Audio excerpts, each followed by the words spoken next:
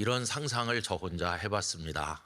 예수님께서 십자가에 달려서 고통받고 계실 때 그 십자가 아래 마리아가 서서 마음 아픈 눈물을 흘리고 있는데 그 마리아 곁에 또 다른 여인 한 사람이 서서 울면서 이렇게 말한다고 생각을 해봤습니다. 하나님, 당신의 아드님도 죽어가시는군요. 저는 벌써 오래전에 아들을 잃었답니다. 베들레헴에 살고 있던 저희 집에 영문도 모른 채 헤롯의 군사가 덮치면서 우리 아들을 죽였죠. 나중에 알고 보니까 당신의 아드님이 태어났기 때문에 베들레헴의 산의 아이들을 죽였다고 하더군요.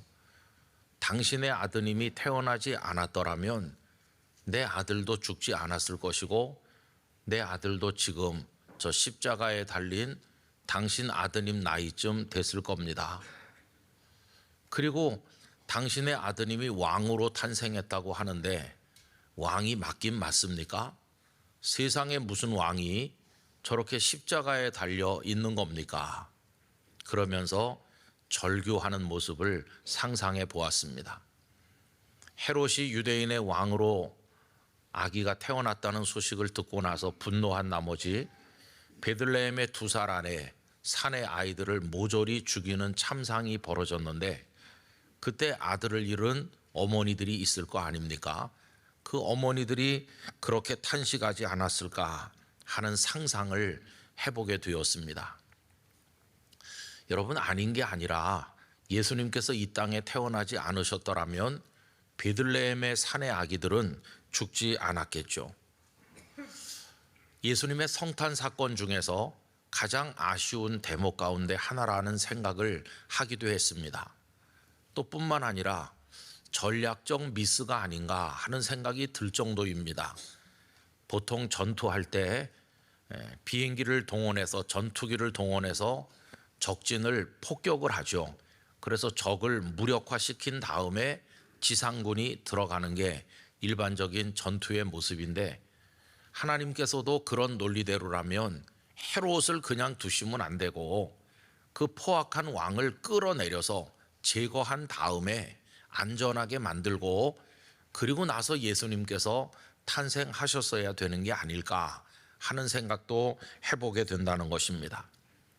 헤롯 같은 폭군이 미리 제거되었다면 베들레헴의 갓난아기들은 죽지 않았을 텐데 좁은 소견인 제가 생각해보는 아쉬움 중에 하나입니다. 여러분, 또 그 베들레헴의 아기들의 죽음은 천사들이 부른 노래하고도 앞뒤가 안 맞습니다. 천사들이 나타나서 지극히 높은 곳에서는 하나님께 영광이요, 땅에서는 하나님이 기뻐하시는 사람들 중에 평화로다 이렇게 노래했는데 그 아기들의 죽음은 평화와는 정반대 아닙니까? 평화이기는커녕 참혹한 참상이 베들레헴에 벌어지게 되었습니다. 그래서 천사들의 노래하고도 안 맞는데 그러면 그 부모들은 하나님이 기뻐하시는 사람들이 아니었기 때문인가 하는 생각도 가져보게 됩니다. 여러분, 그뿐이 아니죠. 이 땅에 오신 예수님께서 나중에 제자들에게 사람들에게 하신 말씀을 보면 우린 더 놀랄 수밖에 없는데 마태복음 10장 34절은 이렇습니다. 내가 세상에 화평을 주러 온 줄로 생각하지 말라. 화평이 아니요 검을 주러 왔노라. 평화의 왕이신 그분이 하시는 말씀이 화평을 주러 온 게 아니라고 오히려 찔러 죽이는 검을 주러 왔다고 하시면서 이 갈등과 불화라고 하는 것이 먼데 있는 다른 나라 사람들 그런 이들과의 갈등이 아니라 나중에는 심지어 가장 가까워야 될 부자, 모녀, 고부간의 갈등일 것이라고 말씀하지 않았습니까? 마태복음 10장 35절 36절에 보면 내가 온 것은 사람이 그 아버지와 딸이 어머니와 며느리가 시어머니와 불화하게 하려 함이니 사람의 원수가 자기 집안 식구리라.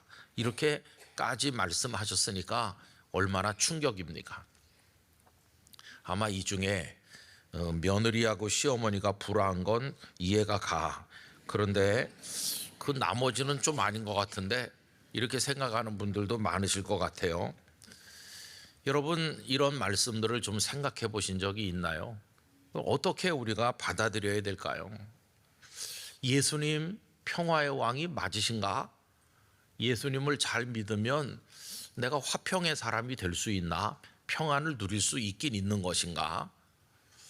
여러분, 우린 그동안 주께서 가져오시는 평화, 평안, 평강 이런 것들을 너무 동화 속 이야기 같이 단순하게 생각해 온 게 아닌지 한번 더듬어 볼 필요가 있다는 것입니다.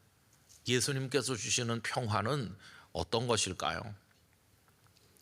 우선 전제가 있는데 그것은 평화가 그렇게 값싸게 오는 게 아니라는 거, 그거를 전제해야만 됩니다. 예수님이 오시면 그날부터 모든 갈등, 미움이 다 사라지고 정말 동화 속 이야기 같은 평화가 온다. 그렇게 생각하는 것은 우리가 현실을 제대로 바라보지 못하는 것임을 알게 되는 거죠. 평화는 그렇게 단순한 문제가 아니라는 것을 알게 됩니다. 그래서 예수님은 화평을 주러 온 게 아니라 검을 주러 왔다, 뭐 이런 말씀을 하시면서도 우리가 참 더 이해하기 어려운 것은, 그러면서도 예수님은 평화를, 평안을, 평강을 계속 말씀하신다는 거예요. 여러분, 요한복음 14장 27절은 우리가 좋아하는 유명한 말씀인데 다 같이 화면을 보면서 읽어보실까요? 평안을 너희에게 끼치노니 곧 나의 평안을 너희에게 주노라. 내가 너희에게 주는 것은 세상이 주는 것과 같이 아니하니라. 너희는 마음에 근심하지도 말고 두려워하지도 말라. 아멘. 또 부활하신 예수님께서 하신 말씀, 요한복음 20장 19절 읽읍시다. 이날 곧 안식 후 첫날 저녁 때에 제자들이 유대인들을 두려워하여 모인 곳에 문들을 닫았더니 예수께서 오사 가운데 서서 이르시되 너희에게 평강이 있을지어다. 아멘. 오늘 2부에 함께 예배하는 모든 분들에게 이 말씀들이 다 이루어지시기를 축원합니다. 세상이 알지 못하는 주님의 평안이, 그리고 부활하신 주님이 말씀하신 너희에게 평강이 있을지어다, 우리에게 넘치기를 간절히 원하는 거죠. 근데 문제는 검을 주러 오셨다고 하신 거, 그리고 베들레헴의 아기들이 죽는 것과 같은 그런 비극이 지금도 반복되고 있다고 하는 이 현실, 그거하고 평강이 너에게 있으라는 거하고가 이게 어떻게 우리 속에서 조화될 수 있겠는가 하는 것입니다. 이 말씀을 직접 예수님에게 배웠던 제자들은 이 말씀을 어떻게 이해하면서 살아갔는지 그걸 좀 우리가 알아볼 필요가 있잖아요. 오늘은 두 가지로 정리해서 말씀드리려고 하는데, 첫째는 뭐냐 하면 이 제자들은 평화가 유보되었다는 사실을 인식했다는 것입니다. 마태복음 13장에 보면 소위 가라지와 알곡의 비유라고 하는 비유가 있어요. 어떤 사람이 농사를 짓는데 거기다가 좋은 곡식들을 심었는데 나쁜 사람이 와서 가라지를 그 속에 섞어 놓고 갔어요. 나중에 보니까 가라지들이 영양분을 빼앗아 먹으면서 더 잘 자라고 있잖아요. 그래서 와서 뽑아버릴까요 하니까 주인이 추수 때까지 그냥 두라고 하거든요. 그 말씀이 마태복음 13장 28절 이하에 나옵니다. 주인이 이르되 원수가 이렇게 하였구나. 종들이 말하되 그러면 우리가 가서 이것을 뽑기를 원하시나이까. 주인이 이르되 가만두라. 가라지를 뽑다가 곡식까지 뽑을까 염려하노라. 둘 다 추수 때까지 함께 자라게 두라. 추수 때까지 그냥 두라는 겁니다. 추수 때에 내가 추수꾼에게 말하기를 가라지는 먼저 거두어 불사르게 단으로 묶고 곡식은 모아 내 곡간에 넣으라 하리라.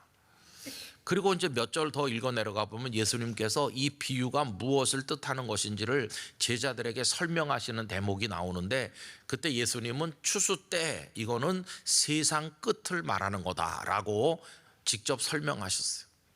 그러니까 이 세상이 존재하고 세상이 흘러가는 동안에는 세상 끝이 오기 전까지는 내가 알곡 같은 사람이라 할지라도 내 곁에 가라지 같은 세력이 꽉 차 있고 그때까지는 참된 평화가 없다는 것이에요.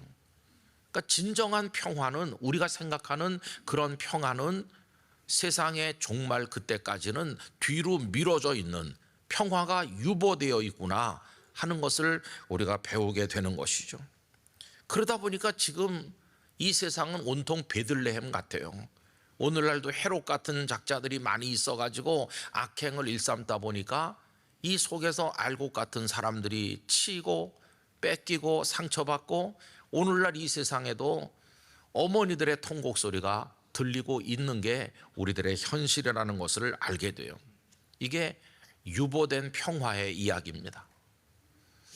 그 다음에 두 번째 할 수 있는 얘기는, 제자들은 그걸 생각하면서 한쪽으로는 검에 찔리는 고통을 받으면서 헤롯의 칼을 받으면서 한편으로는 평화를 누리는 이 두 가지를 동시에 극복하거나 누리는 법을 예수님을 통해서 배웠다는 것이에요.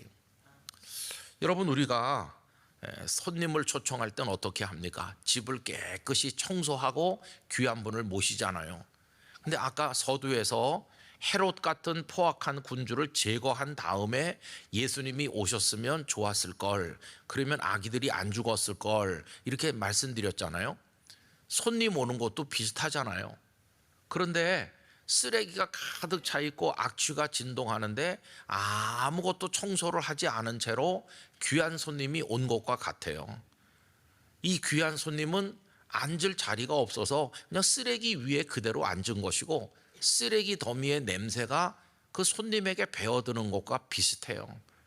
여러분, 예수님께서 이 땅에 귀하디 귀한 우리 주님으로 탄생하여 오셨는데, 헤롯 같은 쓰레기, 로마 제국, 타락한 제사장들, 이런 악당들을 싹 치우고 깨끗하게 하신 다음에 오신 게 아니라, 그 모든 것들이 그냥 있어서 악취를 풍기는 그 한복판에 오셔서 그냥 그 쓰레기 위에 앉듯이 예수님은 오신 겁니다. 그래서 그 쓰레기로부터 고통을 받는 것처럼 예수님은 이 땅에서 그 많은 악한 사람들에게 미움당하고 시달리고 고통을 받으시다가 마지막에는 십자가에까지 달려 죽으시는 그런 고통을 겪으셨다는 거예요. 만약에 그 모든 걸 다 청소하듯 정리하셨다면 예수님은 조롱받을 일도 미움받을 일도 없고 십자가도 지실 필요도 없으셨겠죠. 그런데 예수님은 그렇게 하지 않으셨다는 것이에요. 있는 그대로.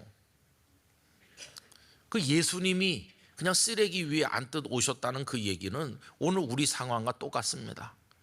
우리도 좀 악당들이 다 사라진 세상에 살고 싶은데 그냥 그대로 다 있는 채로 그 속에 지금 우리가 살고 있는 것이에요. 악취를 맡으면서 고통스러워하면서 우리들은 오늘도 눈을 떴고 아마 앞으로도 그렇게 살겠죠. 문제는 뭐냐 하면은 그런 고통을 겪으시면서도 예수님의 마음속에 평화를 빼앗아 갈 자가 없었다는 것이에요. 여러분, 그 속에 계시면서도 예수님은 평안하셨는데 상징적 사건이 있죠. 바다에 풍랑이 일어나서 배가 뒤집힐 지경이 됐는데도 예수님은 거기서 평안히 잠을 주무셨다. 이 두 가지가 조화가 안 되잖아요. 그런데 여러분, 그 속에 신비가 있는 거죠. 풍랑이 일어도 잠잘 수 있는 평화, 검에 찔려도 그 속에서 찬송할 수 있는 능력, 이게 성도들에게 보여주신 것이에요.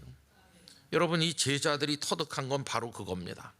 내가 화평이 아니라 검을 주러 왔다고 하면서 이 세상에 헤롯 같은 작자들이 많이 있는 세상인데 그 속에 살면서 이리 찔리고 저리 찔리지만 사랑하는 아들을 잃은 어머니처럼 통곡하기도 하지만 그럼에도 불구하고 내 마음속에 있는 평화를 아무도 빼앗아 갈 수 없다.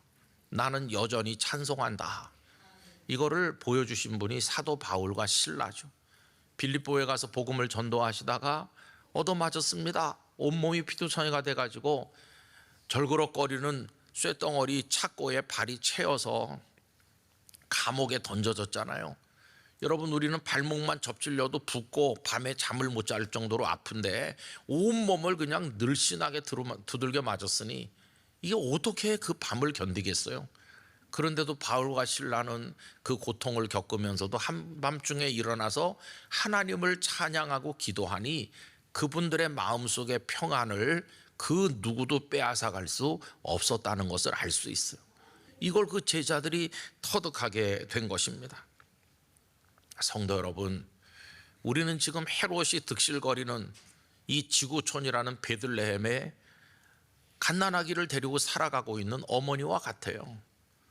많은 분들이 그 갓난아기를 뺏기기도 했어요. 아들 때문에 통곡하는 듯이 우는 성도들이 너무나 많아요. 근데 그 속에서 어떻게 존재할 것인가? 이게 지금 그리스도인들의 살아가는 어려운 숙제죠. 많은 사람들이 헤롯에게 굴복합니다. 헤롯이 너무 무서워서 거의 굴종하거나 헤롯이 던진 떡밥에 그냥 그 유혹에 넘어가는 사람도 있어요. 그러나 주님께서 우리에게 원하시는 건 뭐냐 하면 찔려서 피가 나고 아들을 잃는 고통을 겪더라도 너는 내 뒤를 따르면서 평화를 갈망하는 자의 삶을 살아라. 너의 십자가를 져라.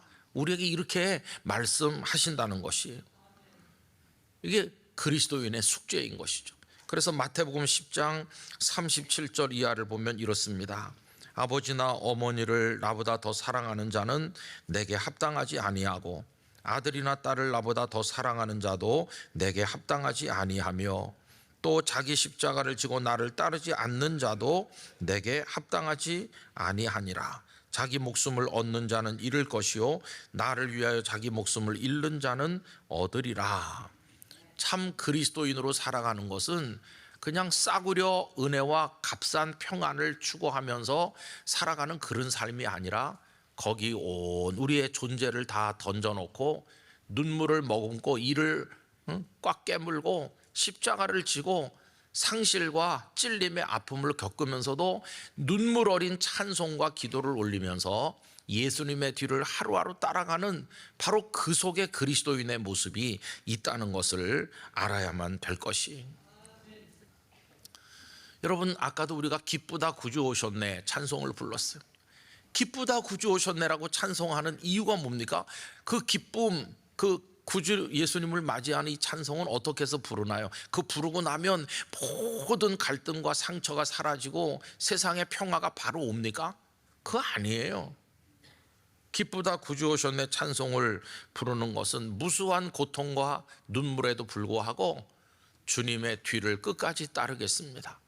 세상이 빼앗아가지 못할 평화를 저에게 주실 줄 믿습니다. 추수 때가 오면 세상 끝이 올 때 참 평안을 주실 줄 믿습니다.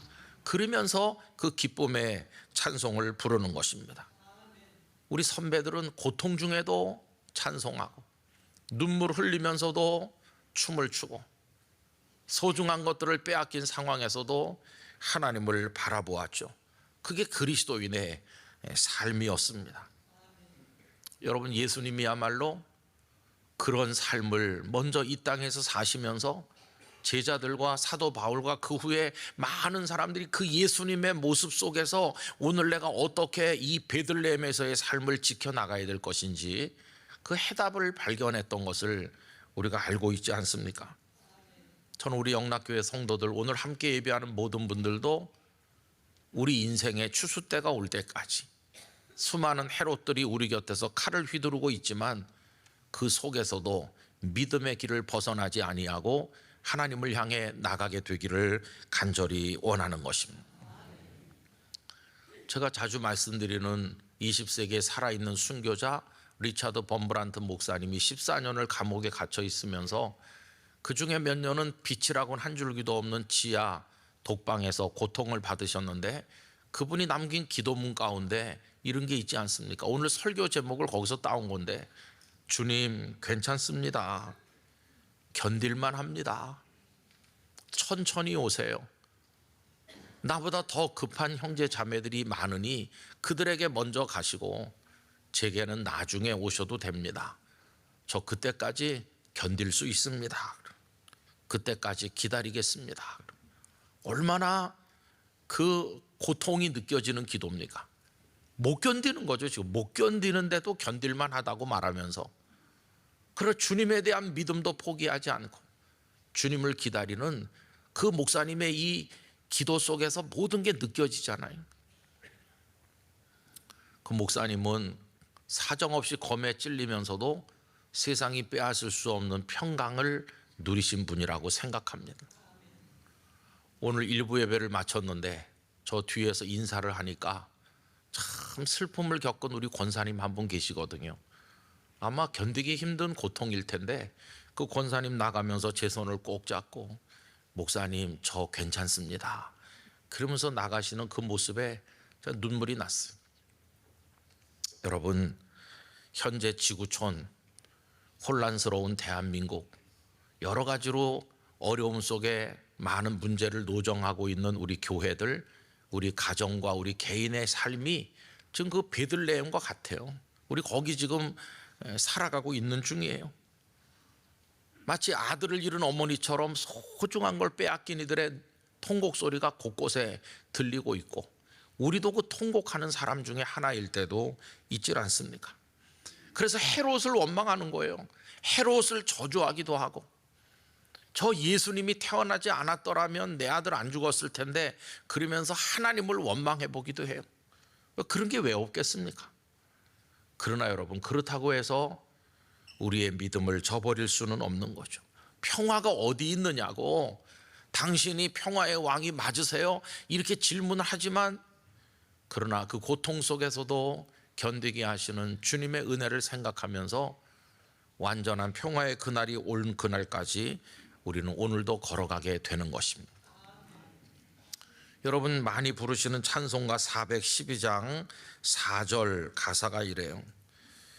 이 땅 위에 험한 길 가는 동안 참된 평화가 어디 있나.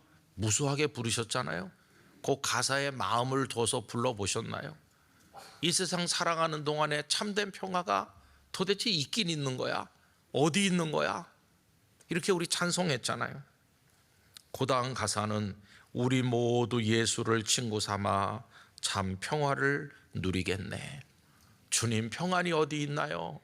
내 아들이 죽었어요. 이렇게 우는 우리에게, 그 어머니의 통곡을 하는 우리에게 예수님 모셔서 우리의 친구가 되어주시고 우리 눈의 눈물을 닦아주실 그런 주님이신 줄 믿습니다. 평화가 유보된 이 시간 동안에 우리는 그렇게 견뎌나가야 되는 것이.